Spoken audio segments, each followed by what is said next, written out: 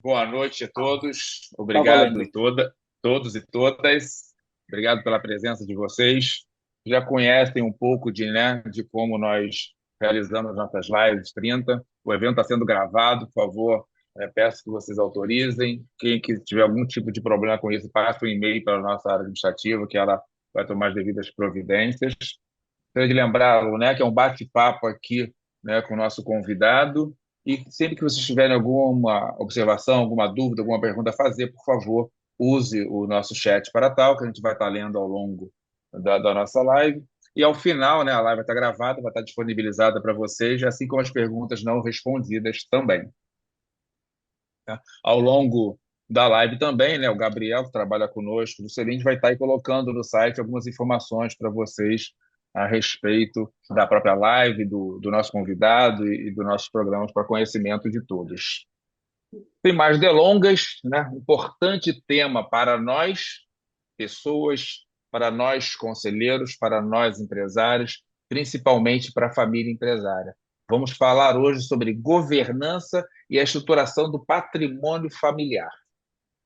Quais oportunidades nós temos? Como devemos nos aprofundar? Que conhecimentos nós, conselheiros, precisamos ter para orientar o empresário, para debater nos conselhos? Para isso, eu convido João Teixeira, profissional especializado no tema, conselheiro certificado pelo Celint, um expert em governança pelo Celint, um Alumni Plus e professor do Celint também.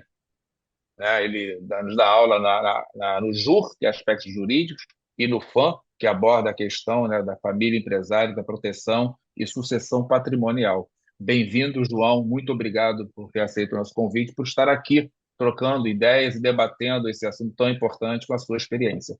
À vontade para se apresentar. Opa, obrigado, Gaspar. Mais uma vez, obrigado ao Celint.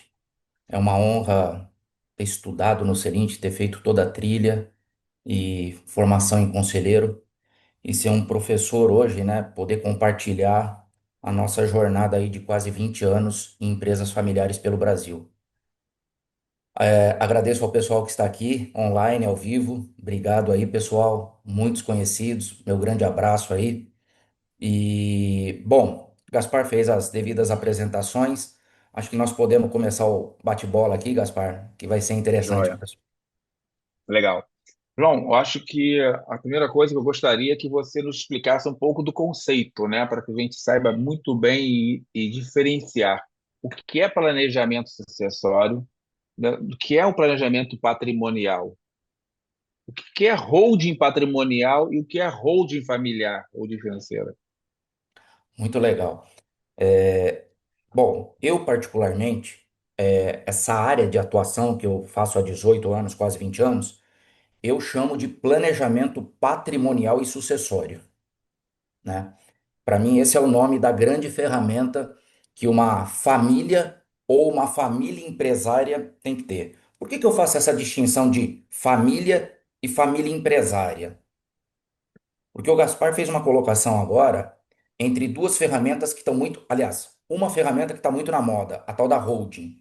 E aí ela começou a levar alguns apelidos, como holding familiar, holding patrimonial, holding imobiliária. E aí eu tenho alguns amigos mais criativos, holding rural, holding cofre. Gente, na boa, vamos dar uma organizada aqui, né? É claro que a gente pode rotular em termos de marketing. Mas quando a gente vai falar em termos de ferramenta com a família ou com a família empresária, é aqui que tem que ficar muito bem claro as ferramentas que nós vamos utilizar dentro desse planejamento. Então, olha só, por que que eu enfatizei família e família empresária? A família empresária, ela pode ter dois cenários em termos de patrimônio: as empresas, os negócios e o patrimônio pessoal. Que dentro desse patrimônio pessoal, e que nós vamos conversar aqui e lá no curso do FAM, são os imóveis. E é aí que a gente faz uma diferença nas ferramentas. Eu, particularmente, chamo de administradora de bens quando eu levo os imóveis da família para dentro dessa empresa administradora. E quando eu olho para as empresas da família, os negócios, as empresas operacionais que eu chamo, Aí eu falo de holding. Por quê?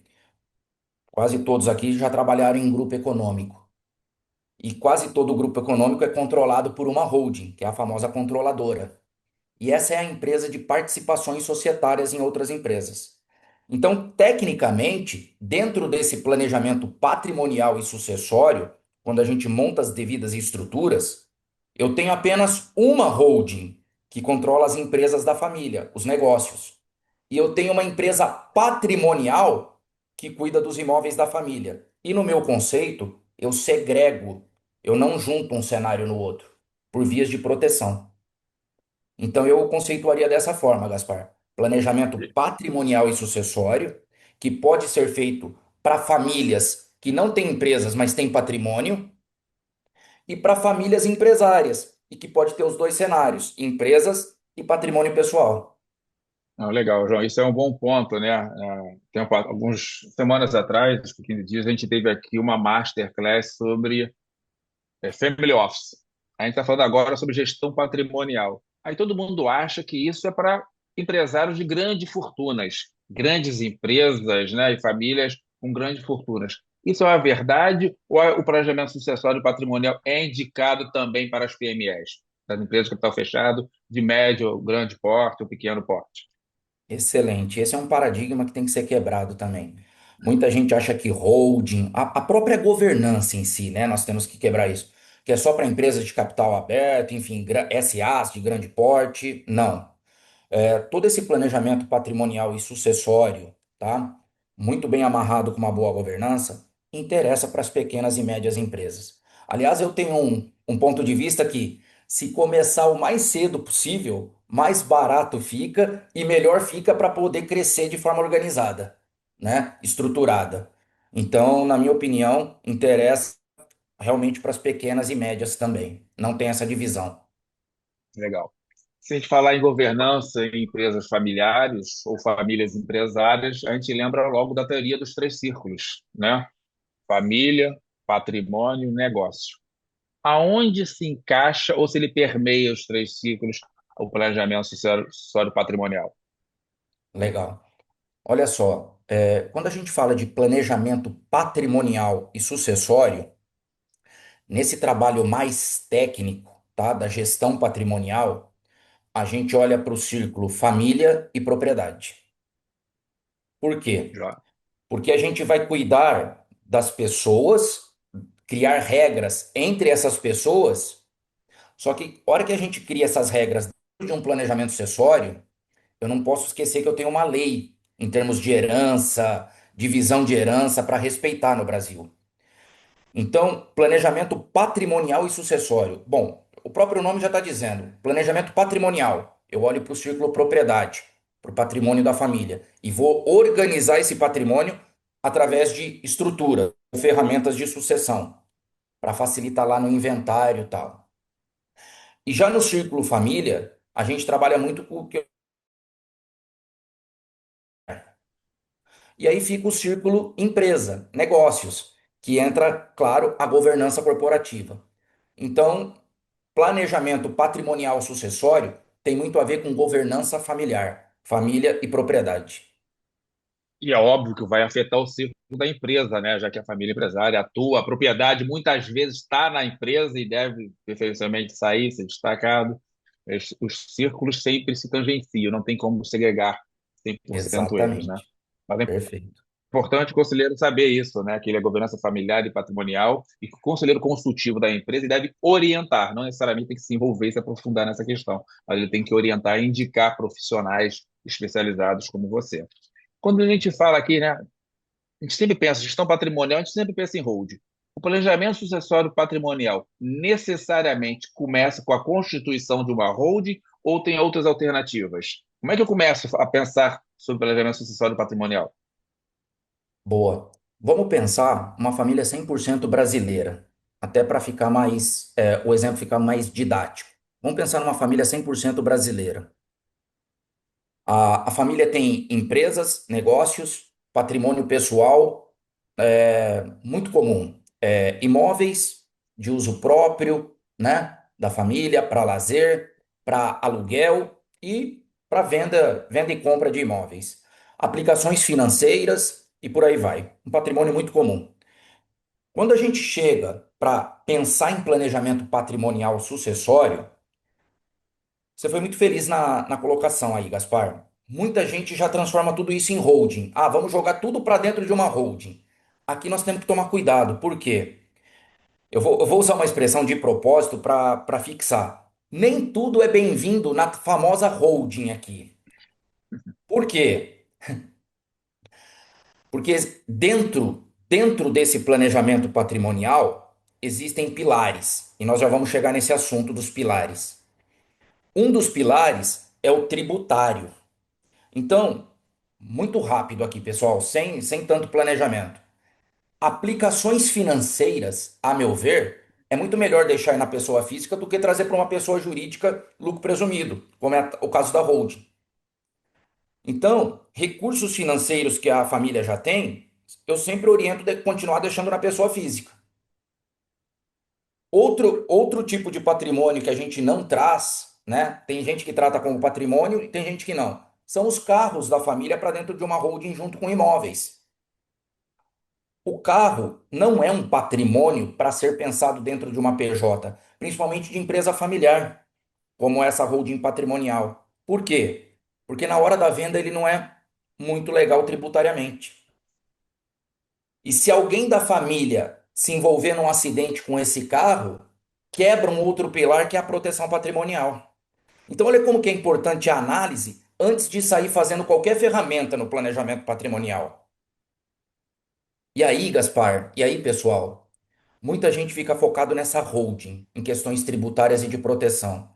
Mas tem duas, por exemplo, hoje eu fiz uma reunião após o almoço com um empresário que a gente está estruturando a empresa patrimonial dele. E ele tem empresas de negócio, mas ele está buscando agora o M&A para venda dessa empresa. As duas primeiras ferramentas que a gente orientou, pasmem, mas foi um seguro de vida, que ele não tinha, e um testamento. Por quê? Porque no testamento, hoje, a gente já colocou tudo que ele tem. E como que ele quer deixar dividido perante os seus herdeiros. E o seguro de vida, junto até com uma previdência privada que ele já tem, são dois instrumentos que, na falta dele, não tem a incidência daquele tributo da doação e da causa-mortes do inventário. Tanto a previdência privada, que o STJ já liberou esse ano, a tributária, e o seguro de vida que nunca teve incidência de TCMD. Então, quando a gente deixa esses dois produtos como liquidez para pagar o inventário que vai ter, o testamento é uma peça-chave de qual é o desejo desses patriarcas na divisão dos bens perante seus filhos. Então, olha que início de planejamento legal, com duas ferramentas que às vezes no Brasil são esquecidas e muita gente fica focando em holding. João. Quer dizer, além de uma avaliação do seu patrimônio em si, e aí alocar cada tipo de patrimônio no seu instrumento correto, eu tenho que pensar também nos objetivos desse empresário, dessa família, né? De curto, Exatamente. médio e longo prazo. Exatamente. Porque a empresa lá, a operacional, nós vamos montar uma holding controladora. Por quê? Super rápido aqui. Principalmente depois de uma solução de consulta da Receita Federal. Hoje é muito melhor quando vocês forem vender uma empresa, principalmente vocês, conselheiro, aconselhando, né? Dando conselho em M&A, é muito melhor a família vender um negócio através de cotas em pessoas jurídicas do que em CPF, em razão do ganho de capital. Hoje, quando eu vendo uma empresa operacional que é controlada por uma holding, é a holding que vende a empresa. E aí a tributação das cotas cai na holding, que é lucro presumido, e não na pessoa física de 15 a 22,5. Então, por isso que o planejamento ele é cheio de estratégias, pilares e ferramentas. E aí tem que ser muito bem diagnosticado antes de uma boa execução. Muito bom, João. Isso é importante, né? Você falou de pilares, né, do planejamento acessório imobiliário. Agora, no Brasil, é claro, parte tributária é sempre o grande pilar, algo que a gente tem que ter muito cuidado, né? Seja para redução de carga, seja, né, para um bom planejamento tributário. Quais são os outros pilares que possuem o planejamento acessório patrimonial, além do tributário? Legal. Bom, é importante a gente frisar o tributário aqui, porque a gente está em vias de reforma, né? Uhum. Então, eu entendo que os três pilares do planejamento patrimonial e sucessório, os três pilares são proteção do patrimônio, sucessão familiar e vantagens tributárias. Porém, eu faço uma observação aqui. Tome cuidado com vantagens tributárias. O planejamento patrimonial sucessório, por mais que ele tenha esses três pilares, eu nunca consigo oferecer um cobertor completo. Ainda mais no Brasil, onde nós vivemos em segurança jurídica. Um dos pilares não vai ficar coberto 100%. Então é isso que você tem que mostrar no planejamento. É claro que eu venho da escola de auditoria como primeiro, né, trabalho. Mas a gente não pode esquecer que por trás de patrimônio, por trás de uma governança corporativa, dentro de uma empresa familiares, tem pessoas. E elas têm que ser muito bem cuidadas, né? Então, por isso que eu gosto de falar da proteção do patrimônio, proteger o patrimônio dessa família. E a questão da sucessão familiar, de deixar organizada a sucessão, principalmente para quando cair na segunda geração ou terceira, não ter disputas de egos, conflitos, dilapidação de patrimônio. Então, quando a gente fala em proteção e sucessão, é justamente para buscar essa longevidade da família empresária. Então, por isso que eu falo que não é só a questão de número. O tributário é um grande pilar, mas não o principal. Agora, a gente falou muito tributário, falamos aqui da família, né, da empresa. E a questão jurídica, como é que permeia isso? Quais cuidados jurídicos que a gente tem que tomar nisso? Legal, Gaspar. Olha só, principalmente os conselheiros que estão junto com os sócios nas famílias empresárias. E quando eu falo de famílias empresárias aqui no Selint, principalmente para quem está fazendo a transição de executivo a conselheiro e vem de grandes empresas, a gente vai mexer com empresa de dono, tá? Empresa de dono, empresa de marido e mulher. E desde quando eu comecei a estudar governança, lá para 2012, né? Mas eu já fazia holding antes. Aí para mim fechou o cerco, tá, gente? Aí fechou o conceito. De 2008 a 2012 eu só fazia holding, ou seja, eu fazia CNPJ. Em 2012, quando eu fui apresentado à governança, para mim o cerco se fecha. Não adianta nada contratar um advogado e fazer um contrato social de holding só para vantagem tributária e proteção patrimonial. Por quê?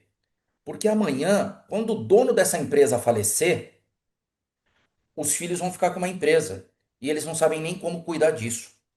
Então, é importante o viés jurídico? É. É importante, vou trazer um ponto aqui, Gaspar, que é de acordo com a minha formação também. É importante ter uma boa contabilidade? Sim. E é importante a governança estar amarrada numa boa, é importante a holding estar amarrada numa boa governança. Vou traduzir o que eu tentei colocar aqui nessa resposta. Na minha opinião, um bom planejamento patrimonial sucessório, amarrado com uma boa governança, não tem como se manter de pé se não tiver um bom jurídico e uma boa contabilidade. Isso serve para os donos da empresa e para o próprio conselho, porque o conselho só vai tomar decisões se o jurídico ajudar a interpretar. E o conselho e o sócio só vão tomar decisões em termos de número se a contabilidade for fiel, se os números realmente vierem completamente bem trabalhados. Então eu entendo, Gaspar, que não é só o jurídico, tá? Mas uma boa Uhum. empresa tem que ter um bom jurídico corporativo e uma boa contabilidade para criar esses instrumentos como holding, acordo de sócios e por aí vai. E aí, claro que a governança amarra tudo isso. Ah, legal. Tem uma excelente pergunta aqui da Vera, como sempre, muito participativa e assertiva. Mas nós aqui somos mais do que conselheiros, nós somos agentes de governança, né, e muitos com consultor de advisor de outras áreas de negócio. Aí ela pergunta, né, que dicas você nos daria, né, de como sensibilizar o empresário para ele começar a cuidar desse tema tão importante que é o planejamento patrimonial e sucessório? Como é que a gente inicia essa conversa com o empresário que muitas vezes não se preocupa com isso? Legal. Eu tenho duas dicas aqui, na verdade, e eu venho utilizando isso na consultoria. Então vamos lá. É claro que, de acordo com a minha área e desses 18 anos, eu sou muito mais conhecido na área de holding do que governança ainda, né? Então, quando um patriarca me chama para falar de holding, de planejamento patrimonial, eu começo explicando o que ele me pediu, claro, o planejamento patrimonial sucessório, mas eu tento trazer a importância da governança. Por quê? Observem as minhas mãos aqui. O planejamento patrimonial e sucessório e governança familiar, a gente pode começar em estradas diferentes, mas uma hora eles vão se encontrar. E eles têm que se encontrar. Como que eu utilizo isso na prática? Quando eu estou com o patriarca e com a matriarca, eu levo alguns gatilhos da governança. Eu levo alguns gatilhos, como por exemplo, vocês querem preservar a empresa para a segunda geração ou vocês querem vender? Porque aí o planejamento vai ser diferente, a condução. Não, eu quero preservar para a segunda geração. Opa, então vocês estão falando em sucessão familiar e sucessão na gestão. Olha como que um gatilho já leva para dois. Então, Vera e amigos, eu uso os gatilhos da governança dentro do planejamento patrimonial para realmente trazer a importância da governança e não só criar holding. Um outro ponto que eu venho utilizando dentro das famílias, até antes de vender um trabalho, é o que eu chamo de workshop. Então, por exemplo, na minha metodologia de trabalho, eu faço as reuniões de esclarecimentos, a sinergia, o mapa de empatia, que é falar, vai chegar uma hora que eu tirei todas as dúvidas, suguei as informações e o cara vai me pedir uma proposta. Mas se eu sentir que nem todos da família participaram das reuniões de esclarecimentos no início ali, e ele me pediu um trabalho mais completo, eu digo assim: antes da gente ir para a proposta completa, vamos chamar a família, alguns agentes da empresa, para uma sala de reunião e vamos ficar um dia juntos. Eu vou te cobrar esse dia, que é o que eu chamo de deixar todos na mesma página. Porque é muito ruim você começar um trabalho com a primeira geração e aí, durante esse trabalho, hora que você chama a segunda geração, explode um conflito ou aparece um conflito na mesa e que pode travar. Então, antes de vender qualquer projeto, tenta colocar o máximo de pessoas daquela família na sala e trabalhar todo o conceito da governança, o máximo possível que é governança, planejamento, sucessão familiar, deixando todos na mesma página, inclusive para todos se sentirem importantes naquele momento e todos poderem tirar suas dúvidas. Aí a gente dá sequência no projeto. Muito bom.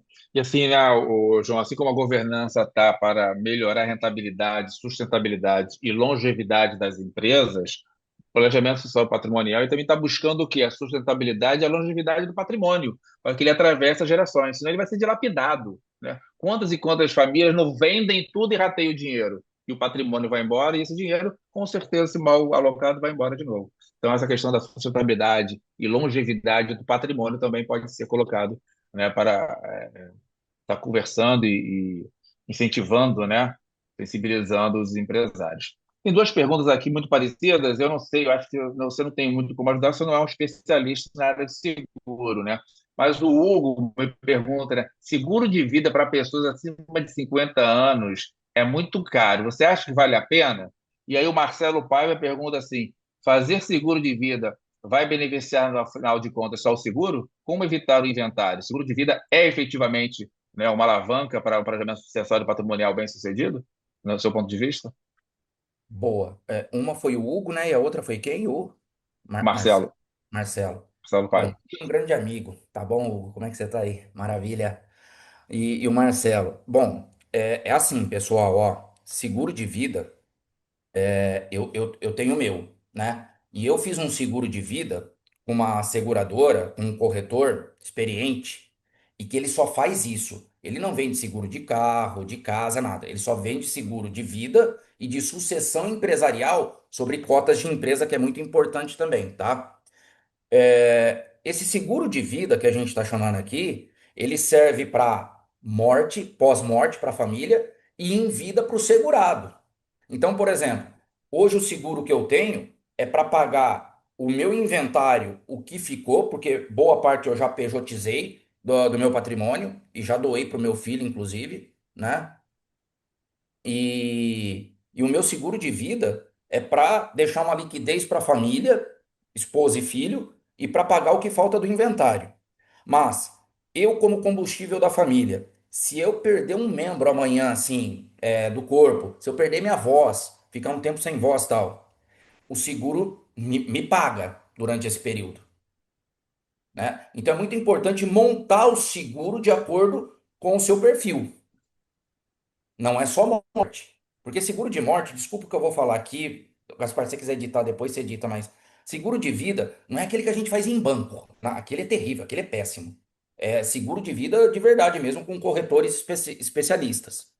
Bom, a questão da idade, Hugo e Marcelo, isso vem mudando cada vez mais, tá? Então eu acho que vale a pena fazer ter uma proposta.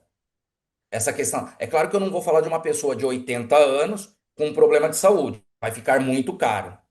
Mas hoje, 50 anos, como vocês disseram aí na pergunta, 60 anos, eu faria um diagnóstico, eu faria uma proposta, porque pode interessar sim. Agora, vamos para um ponto interessante aqui. Aliás, dois. Respondendo mais ao Marcelo agora. O seguro de vida é uma ferramenta de planejamento sucessório? Sem dúvida, sem dúvida, tá? Por causa da liquidez e não tem a incidência de TCMD.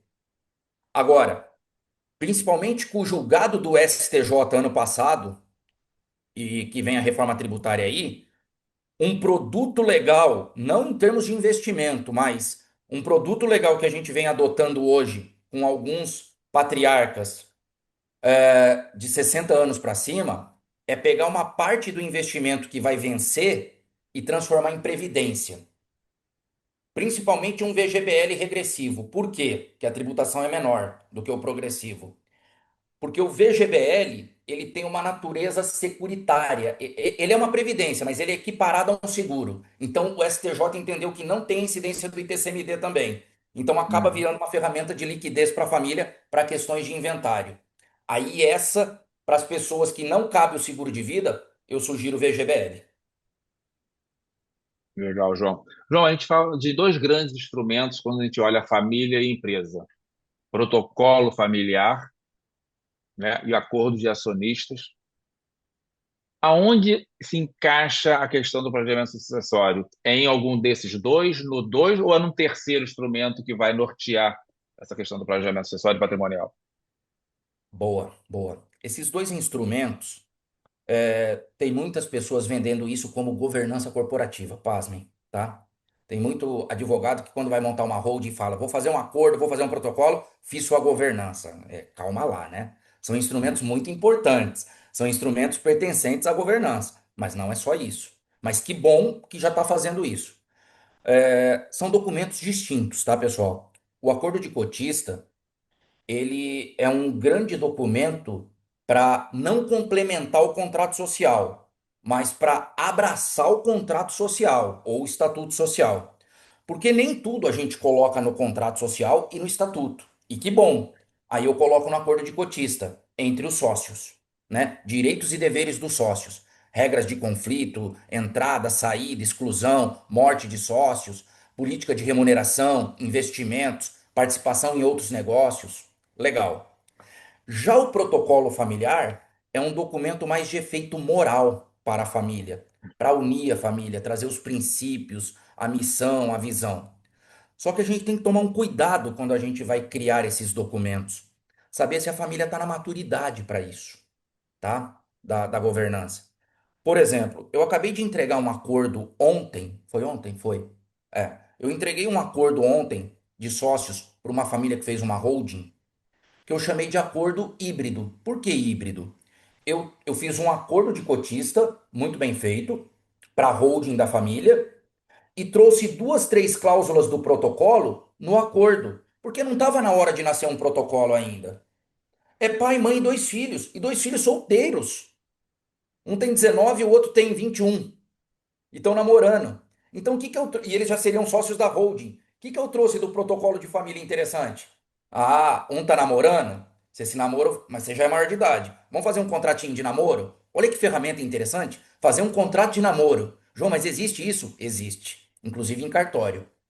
O outro que já estava vivendo tico-tico no fubá, como João, tico-tico no fubá, união estável. União estável às vezes é pior que casar.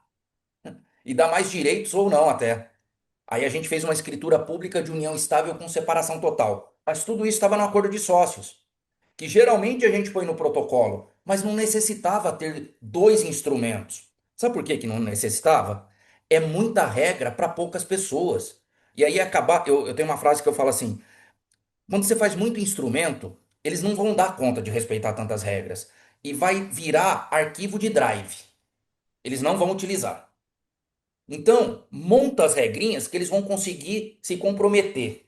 E aí você vai revisando. Aí que entra o trabalho da governança, né? Do conselho, do governance officer, de ir revisando os instrumentos de tempos em tempos e trazendo os novos quando necessitar.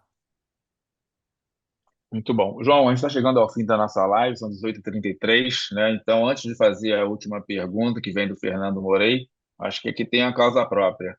Mas vou pedir para o Gabriel, né, colocar aqui o calendário, o link para as aulas do JUR e do FAM, onde a gente vai ter oportunidade de massacrar mais ainda o João com perguntas, né? A gente vai falar justamente sobre esse tema no FAM, que eu acho que é em agosto, se eu não me engano. E já quero agradecer a participação de vocês e lembrando que todo mundo pode assistir novamente essa gravação no nosso canal do YouTube, compartilhar com seus amigos também e com os inimigos também para conhecer o Celente. O Fernando Morei pergunta: fiz meu planejamento patrimonial sucessório, né, com a minha família, aqui no meu Brasil, com o meu negócio aqui no Brasil, mas decidi me mudar. Isso aqui é uma hipótese, né? Estou indo para Portugal, Espanha ou outro país da Europa.